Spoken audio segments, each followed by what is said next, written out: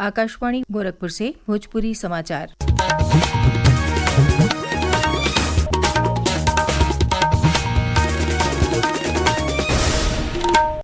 नमस्कार, समाचारन के साथ हैं हम सुकीर्ति अस्थाना।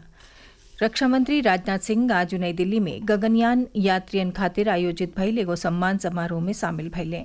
ये मौका पर वहां के कहले कि भारत खाली उपग्रह अंतरिक्ष में नाही भेज रहल हौ, बल्कि भारत अंतरिक्ष के क्षेत्र में पूरा दुनिया के आपन ताकत दिखावले हौ।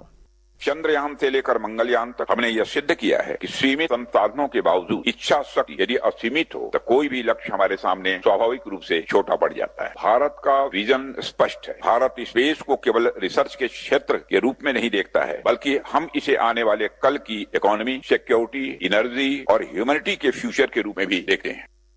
ये मौका पर रक्षा मंत्री अंतरिक्ष के क्षेत्र में बढ़िया कार्य करे वाले ग्रुप कैप्टन शुभांशु शुक्ला, प्रशांत बालकृष्णन नायर, अजीत कृष्णन और अंगद प्रताप के सम्मानित कैले।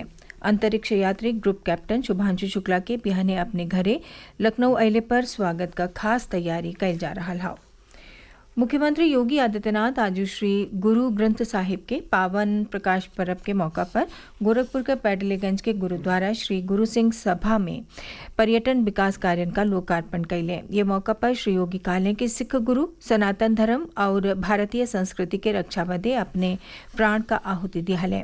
उनकर वीरता, त्याग और बलिदान देश के आत्मा में अजो जीवित बा।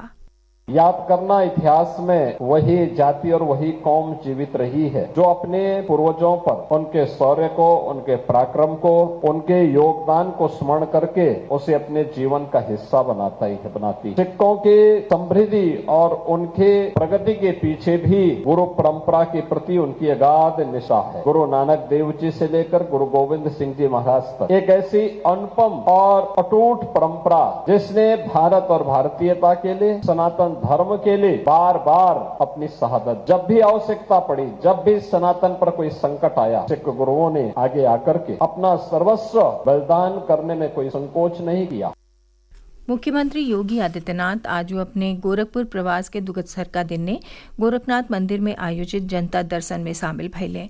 वहां के प्रदेश के कोना कोना से आयल करीब 200 लोगन का समस्या सुनली और ओकर समुचित निस्तारण बदे संबंधित अधिकारियन के निर्देशित कैली। मुख्यमंत्री कहले कि जन समस्या का निस्तारण तत्परता और संवेदनशीलता से कैल जाओ। जनता का हर समस्या के दूर करे बदे सरकार प्रतिबद्ध हो। केंद्रीय वित्त राज्य मंत्री पंकज चौधरी आज महाराजगंज में भाजपा का जनसंपर्क अभियान में शामिल भइले। ये मौका पर श्री चौधरी कहले कि भाजपा सरकार गरीब, किसान, महिला और नौजवानन का सरकार हो। उज्ज्वला योजना, आयुष्मान भारत, प्रधानमंत्री आवास योजना और किसान सम्मान निधि जैसन योजना एक सबसे बढ़हन प्रमाण बा।